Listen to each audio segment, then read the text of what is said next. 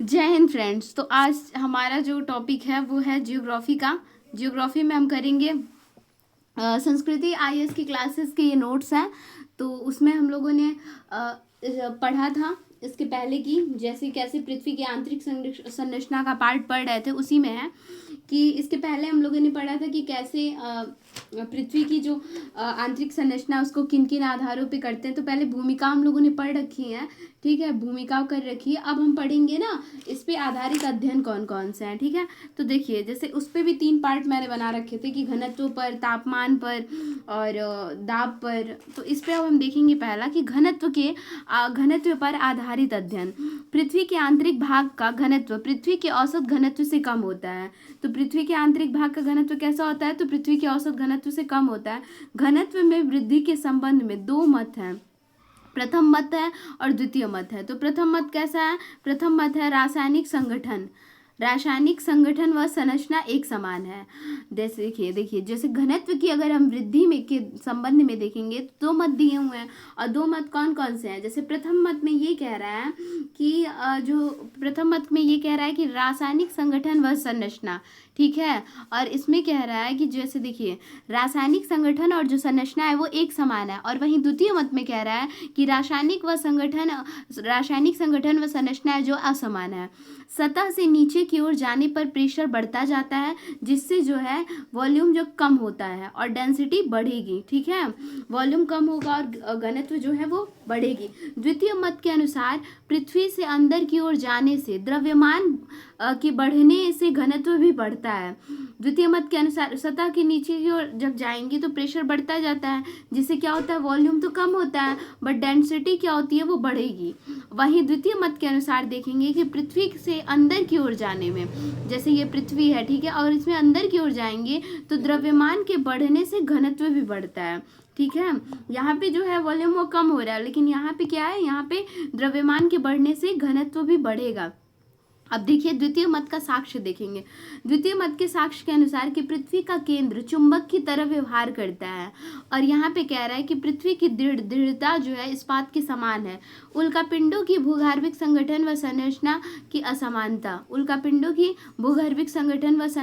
असमानता, जैसे इसमें कह रहा है कि पृथ्वी की सतह पर पर्वत, पठार, मैदान, महाद्वीपीय मग्न तट व गहरे सागरीय बेसिन में निर्मित विभिन्न प्रकार के स्थल स्वरूपों में यह स्पष्ट होता है कि पृथ्वी की सतह जो है वो अस्थायी है, वह परिवर्तनशील है। ये हम लोगों ने पहले ही पढ़ा था, मतलब अस्थायी, एक जगह स्थायी नहीं है, ठीक है, परिवर्तनशील है, उसमें परिवर्तन हो सकता है, अपरिवर्तनशील नहीं है।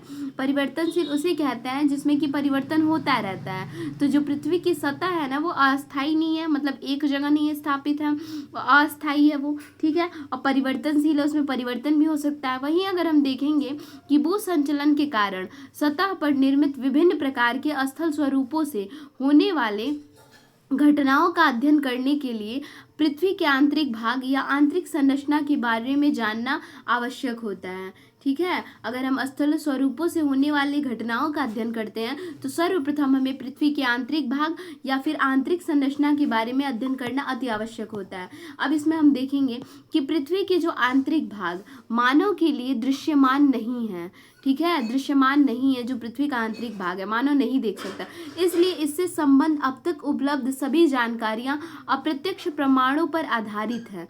जो भी इसके लिए जानकारी मिली है वो प्रमाण पे ही आधारित है। सर्वप्रथम घनत्व पर आधारित अध्ययन के द्वारा पृथ्वी के औसत घनत्व 5.5 घन सेंटीमीटर व क्रस्ट के औसत घनत्व 2.8 ग्राम घन सेंटीमीटर, 3.5 ग्राम घन सेंटीमीटर के द्वारा यह निष्कर्ष निकाला गया कि पृथ्वी के आंतरिक भाग का जो घनत्व औसत घनत्व से अधिक है। मतलब पृथ्वी के जो आंतरिक भाग का घनत्व है वो औसत घनत्व से क्या है? तो औसत घनत्व से अधिक है। अतः सतह से अंदर की परतों में जाने पर घनत्व में क्या होती है? तो वृद्धि होती है। मतलब अगर सतह है, ये सतह है, और सतह से अगर हम पृथ्वी के अंदर की तरफ जाएंगे तो क्या होती है?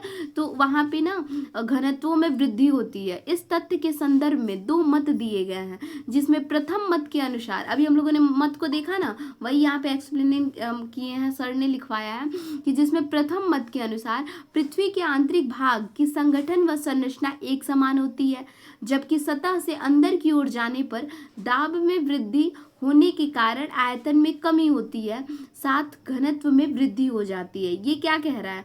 ये प्रथम मत के अनुसार कह रहा है। जैसे हमने यहाँ पे का बताया था ना, ये प्रथम मत के अनुसार क्या कह रहा है, तो सतह से नीचे की ओर जाने पर प्रेशर बढ़ता जाता है, जिससे वॉल्यूम कम होता है और घनत्व बढ़ेगी। वैसे यहाँ पे कह रहा है कि प्रथम मत के अनुसार क्या होता है, पृथ्वी के आंतरिक भाग की संगठन व संरचना पहले एक समान होती है, जबकि सतह से अंदर की ओर जब हम जाते हैं तो अंदर की ओर जाने पर दाब में वृद्धि होने के कारण आयतन में तो कमी होती है, वॉल्यूम में कमी होती है, लेकिन घनत्व में क्या होती है, वृद्धि होती है। अब द्वितीय मत के अनुसार क्या कह रहा है, तो द्वितीय मत के अनुसार रासायनिक संगठन व संरचना असमान होने के कारण सतह से अंदर की ओर जाने पर तत्वों के द्रव्यमान में वृद्धि के साथ घनत्व में भी वृद्धि होती है। मतलब द्रव्यमान में भी क्या होगी, तो वृद्धि होगी, और हमारे घनत्व में भी वृद्धि होती। पृथ्वी के केंद्र के चुंबकीय गुण उल्का पिंड के भूगर्भिक संगठन व संरचना के असमानता के साथ इस्पात के समान पृथ्वी की दृढ़ता से संबंधित साक्ष्यों के आधार पर द्वितीय मत को प्रमाणित किया गया है। ठीक है, द्वितीय मत को कैसे प्रमाणित किया गया है, तो पृथ्वी के केंद्र के चुंबकीय गुण उल्का पिंड के भूगर्भिक संगठन व संरचना के असमानता के साथ इस्पात के समान पृथ्वी की दृढ़ता से संबंधित साक्ष्यों के आधार पर द्वितीय मत को प्रमाणित किया गया है। इस प्रकार सतह से अंदर की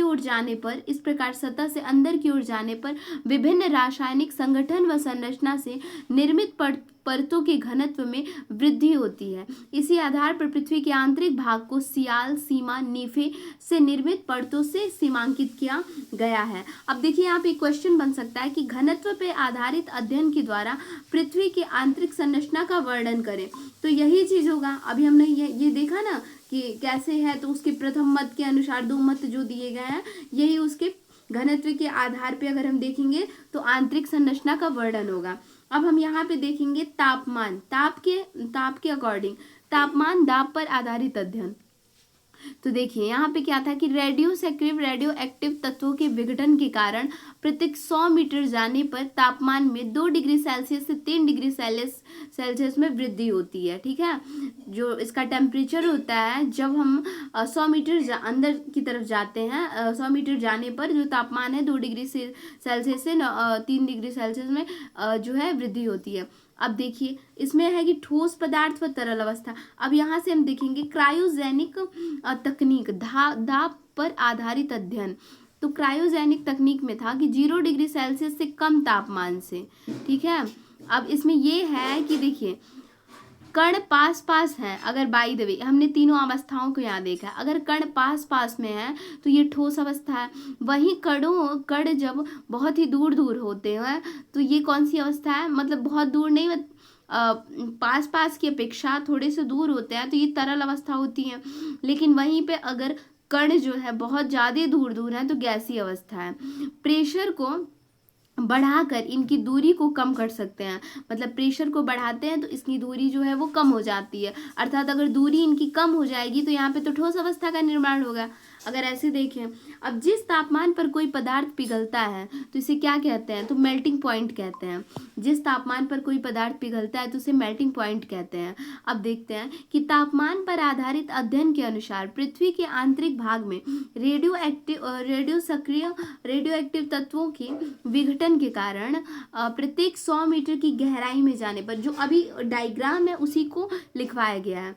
तो अभी हमने देखा ना यहाँ पे डायग्राम में क्या दिया है, डायग्राम में अभी मैंने देखा कि देखिए यार डायग्राम में देखा है कि प्रत्येक अंदर जाने पे 2 डिग्री सेल्सियस से 3 डिग्री की वृद्धि होती है। तो वही यहाँ पे एक्सप्लेनेशन में लिखा हुआ है कि तापमान पर आधारित अध्ययन के अनुसार पृथ्वी के आंतरिक भाग में रेडियो सक्रिय तत्वों के विघटन के कारण प्रत्येक 100 मीटर की गहराई में जाने पर 3 डिग्री सेल्सियस की दर से तापमान में वृद्धि होती है। ऐसी स्थिति में 90 किलोमीटर की गहराई के बाद में तापमान इतना अधिक हो जाएगा जिससे कोई पदार्थ ठोस अवस्था में नहीं रह सकता। मतलब देखिए ये जो डायग्राम है इसी है कि 90 किलोमीटर अगर मतलब जो 90 किलोमीटर, देखिए यहाँ पे क्या लिखा है कि 90 किलोमीटर की गहराई के बाद में तापमान इतना अधिक हो जाएगा कि जिससे कोई पदार्थ ठोस अवस्था में नहीं रह सकता। तो यहाँ पे देखिए यहाँ पे तरल अवस्था लिखी गई है ना, तो यही चीज़ है कि मतलब 90 किलोमीटर से अंदर आए तो तरल अवस्था हो गई, ठोस में रह ही नहीं सकता। वही यहाँ पे एक्सप्लेन किया गया है। अब देखिए तापमान इतना अधिक हो जाएगा जिससे कोई पदार्थ ठोस अवस्था में नहीं रह सकता। वहीं दाब पर आधारित अध्ययन के अनुसार किसी पदार्थ की गलनांक व क्वथनांक का दाब से सीधा संबंध होता है। इसलिए पृथ्वी के आंतरिक भाग में अंदर की ओर जाने पर दाब में वृद्धि के कारण अधिक तापमान पर भी गलनांक के अधिक होने से कोई पदार्थ ठोस अवस्था में रह सकता है। इस प्रकार दाब पर आधारित अध्ययन के अनुसार पृथ्वी ठोस पदार्थ से निर्मित एक दृढ़ पिंड के समान है। जब घनत्व, तापमान व दाब पर आधारित अध्ययन के द्वारा पृथ्वी की आंतरिक भौतिक अवस्था के बारे में स्पष्ट जानकारी नहीं होने के कारण ही भूकंप शास्त्र पर आधारित अध्ययन के द्वारा पृथ्वी की आंतरिक संरचना का वर्णन किया जाता है। अब हम यहाँ देखेंगे यहाँ पे कि क्या दिया है कि भूकंप पर आधारित अध्ययन मतलब भूकंप शास्त्र पर आधारित अध्ययन जो है उसमें हम देखेंगे पृथ्वी की आंतरिक संरचना के बारे में। भूकंप शास्त्र हम नहीं पढ़ा, भूकंप के बारे में नहीं पढ़ा, लेकिन भूकंप शास्त्र पर आधारित अध्ययन के अनुसार पृथ्वी की आंतरिक संरचना के बारे में हम देखेंगे। भूकंप का वैज्ञानिक अध्ययन, तो पहले तो भूकंप की उत्पत्ति कहाँ से होती है उसे कहते हैं भूकंप मूल। ठीक है, भूकंप की उत्पत्ति जहाँ से होती है उसे हम कहते हैं भूकंप मूल। ठीक है, अब देखिए भूकंप की जब उत्पत्ति होती है और उसकी उत्पत्ति के द्वारा जहाँ सबसे पहले कंपन होता है उसे कहते हैं ईपी सेंटर। ईपी सेंटर अर्थात अधिकेंद्र। ठीक है, अधिकेंद्र जो कि पृथ्वी की सतह पर ही होता है। भूकंप मूल से निम्नतम दूरी पर ये रहता है, जो भूकंप मूल है ना ये, ठीक है, इससे निम्नतम दूरी पर होता है, इसे कहते हैं ईपी सेंटर, अधिकेंद्र। भूकंप की उत्पत्ति तरंग के रूप में होती है। तरंगे ऊर्जा का स्थानांतरण, ठीक है, तरंगे ऊर्जा का स्थानांतरण करती हैं, जैसे कि यांत्रिक तरंगे और दूसरा विद्युत चुंबकीय तरंगे। अब देखिए कणों के कंपन के कारण ऊर्जा के स्थानांतरण को यांत्रिक तरंगे कहते हैं। जैसे कणों के कंपन के कारण जो ऊर्जा होती है, ऊर्जा निकलती है, उसके स्थानांतरण को क्या कहते हैं, तो यांत्रिक तरंगे कहते हैं। यांत्रिक तरंगों को दो पार्ट में हम मतलब दो भाग में बांटते हैं। एक होती है अनुदैर्घ्य तरंगे और दूसरी होती है अनुप्रस्थ तरंगे। तो देखिए कणों को कंपन तरंग की दिशा समानांतर होती हैं। कणों के कंपन से जो तरंगे निकलती हैं और इसकी दिशा जो है पैरेलल होती है, समानांतर होती है। जैसे यहाँ पे देखिए समानांतर है ना, ऐसे समानांतर जा रही है, तो ये क्या होती है, अनुदैर्घ्य तरंग होती हैं, अनुदैर्घ्य तरंग होती हैं। अब वहीं हम देखेंगे यहाँ पे अनुप्रस्थ तरंगे क्या होती हैं।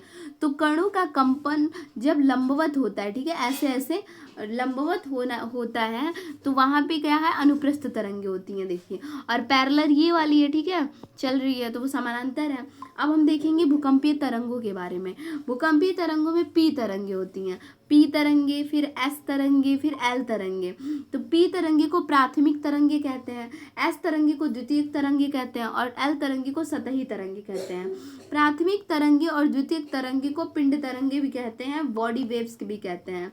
अब देखते हैं पी तरंग के बारे में। ध्वनि तरंग के समान अनुदैर्घ्य तरंग होता है। ध्वनि तरंग के समान क्या, अनुदैर्घ्य तरंग होता है, इसलिए इसकी तीव्रता सबसे कम होती है, क्योंकि इसकी तीव्रता जो है ये सबसे कम होती है।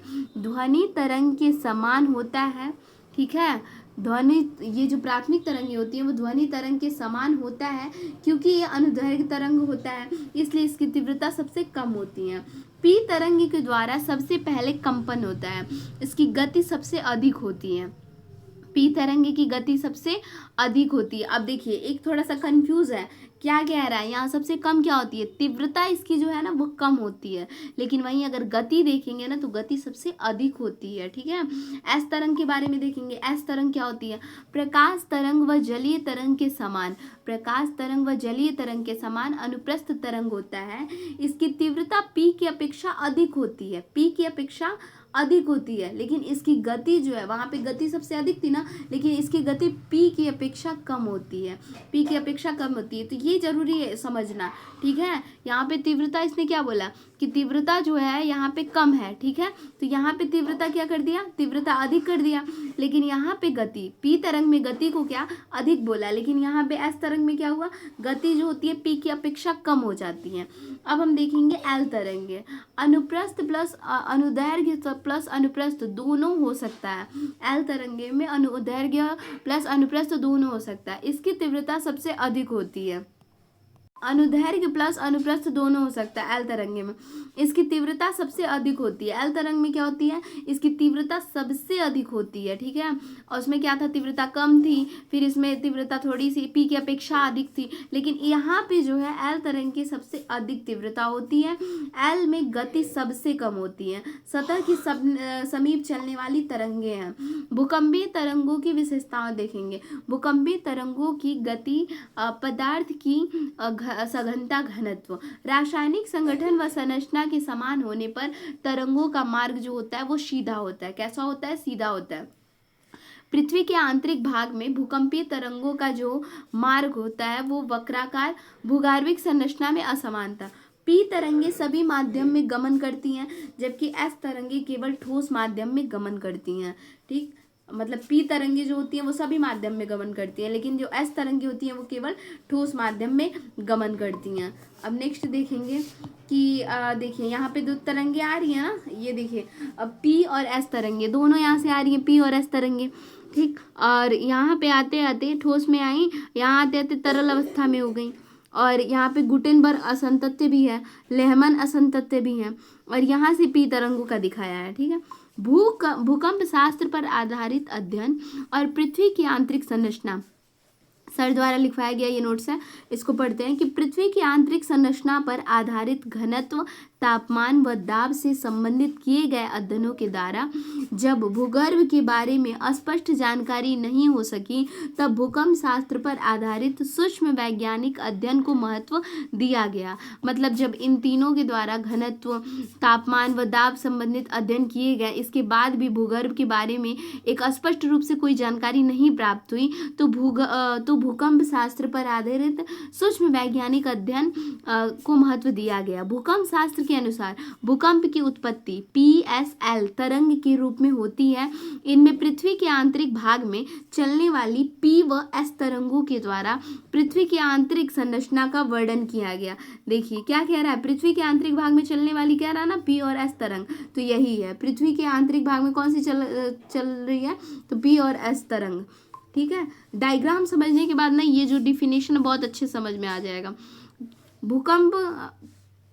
भूकंप की उत्पत्ति PSL तरंग के रूप में होती है और पृथ्वी के आंतरिक भाग में चलने वाली P और S तरंगों के द्वारा पृथ्वी की आंतरिक संरचना का वर्णन किया जाता है, क्योंकि भूकंपीय तरंगों की गति का पदार्थ के घनत्व से सीधा संबंध होता है। इसलिए पृथ्वी के आंतरिक भाग में तरंगों की गति में होने वाली वृद्धि का कारण यह प्रमाणित हुआ कि पृथ्वी के आंतरिक भाग का घनत्व ऊपर की परतों से अधिक होता है। समान रासायनिक संरचना व संगठन से निर्मित परतों में जहाँ तरंग का मार्ग सीधा होता है, वहीं भूगर्भिक संरचना के असमान होने पर तरंगों के मार्ग में विचलन व प्रत्यावर्तन होता है। पृथ्वी के आंतरिक मार्ग में भूकंपीय तरंगों का जो मार्ग है वो वक्राकार होने पर यह स्पष्ट हुआ कि सतह से अंदर की ओर जाने पर विभिन्न रासायनिक संगठन व संरचना से निर्मित परतों के घनत्व में वृद्धि होती है। अब देखेंगे कि पी तरंगे सभी माध्यम में गमन करती हैं। पी तरंगे कैसी होती हैं, तो सभी माध्यम में गमन करती हैं, जबकि एस तरंगे द्वारा केवल ठोस पदार्थों में निर्मित परतों में कंपन होता है। क्रस्ट व मेंटल में पी तरंग के साथ एस तरंग के द्वारा होने वाले कंपन के कारण यह निष्कर्ष निकाला गया कि क्रस्ट व मेंटल के पदार्थ ठोस अवस्था में है। क्रस्ट व मेंटल के पदार्थ ठोस अवस्था में है। वहीं गुटेनबर्ग असंतत्य के बाद एस तरंग के विलुप्त हो जाने के कारण यह प्रमाणित हुआ कि बाह्य कोर के पदार्थ तरल अवस्था में है। बाह्य कोर के पदार्थ कैसे हैं, तो तरल अवस्था में होते हैं। गुटेनबर्ग देखिए यहाँ से ये जो डायग्राम है उसमें बहुत अच्छे से क्लियर समझ में आया है कि गुटेनबर्ग असंतत्य के बाद, ठीक है, गुटेनबर्ग जब असंतत्य हुआ था उसके बाद जो एस तरंग होती है वे विलुप्त हो जाती हैं, और इन विलुप्त हो जाने के कारण यह प्रमाणित होता है कि बाह्य कोर के पदार्थ तरल अवस्था में हैं। बाह्य कोर में प्रवेश करने के बाद जहां पी तरंगे का गति में वृद्धि का दर कम हो जाता है, वहीं लेहमैन असंतत्य के बाद आंतरिक कोर में प्रवेश करते ही पी तरंगों की गति में होने वाले आकस्मिक वृद्धि के कारण यह निष्कर्ष निकाला गया कि आंतरिक कोर के पदार्थ अत्यधिक दबाव के कारण जमी हुई या ठोस अवस्था में हैं, ठीक है। और इसका ना जो ये असंतत्य दिया है, इसके पहले वाली वीडियो में बहुत अच्छे से समझाया मैंने कैसे कॉनराड असंतत्य है, गुटेनबर्ग असंतत्य है, रिप्ती है, फिर मोह असंतत्य है। तो ये बहुत अच्छे से उस वीडियो में लेक्चर में विथ नोट्स समझाया गया है। अब देखिए यहाँ पे जो निकला है कि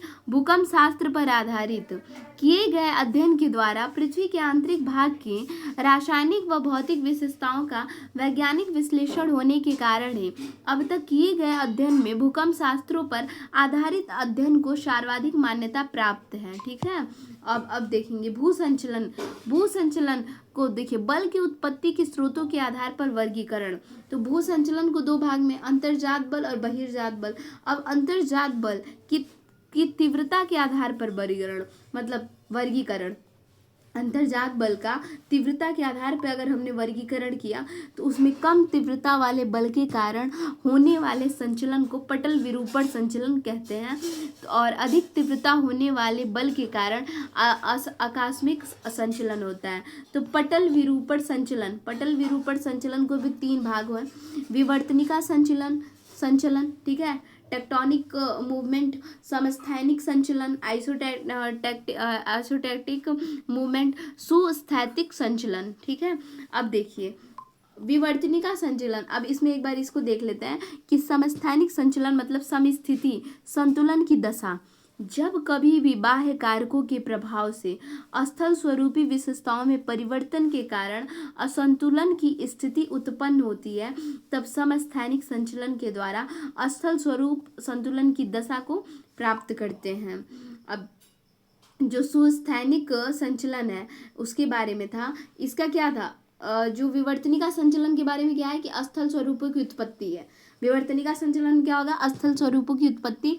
लेकिन वही समस्थैनिक में हमने ये देखा बाह्य कारकों के प्रभाव से स्थल स्वरूपी विशेषताओं में परिवर्तन के कारण असंतुलन की जो स्थिति उत्पन्न होती है, तब समस्थैनिक संचलन के द्वारा स्थल स्वरूपों की संतुलन की दशा को प्राप्त करते हैं। अब सुस्थैनिक संचलन क्या होता है, इसको देखते हैं। महासागर में होने वाले समस्थैनिक संचलन को सुस्थैनिक संचलन कहते हैं।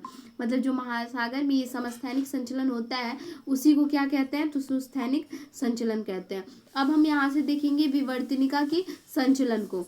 बल की दिशा के आधार पर वर्गीकरण। तो बल की दिशा के आधार पर वर्गीकरण है कि ऊर्ध्वाधर दिशा में उत्पन्न बल के कारण होने वाले संचलन महादेशजनक संचलन, क्षैतिज दिशा में उत्पन्न बल के कारण होने वाले संचलन पर्वत निर्माणकारी संचलन। ऊर्ध्वाधर महादेशजनक संचलन। अब यहाँ से है महादेशजनक संचलन, तो उत्थान है, निर्गमन है, अवतलन है और निमज्जन है। तो देखिए महाद्वीपीय पठार, तटीय मैदान, उत्थान। तो जैसे ये ऊपर की तरफ जो है इससे महाद्वीपीय पठार है, और इसमें जो ये महाद्वीपीय जो ढाल और महाद्वीपीय जो मग्नतट वगैरह से यहाँ से हो रहा है तटीय मैदान। तो उत्थान जब महादेशजनक संचलन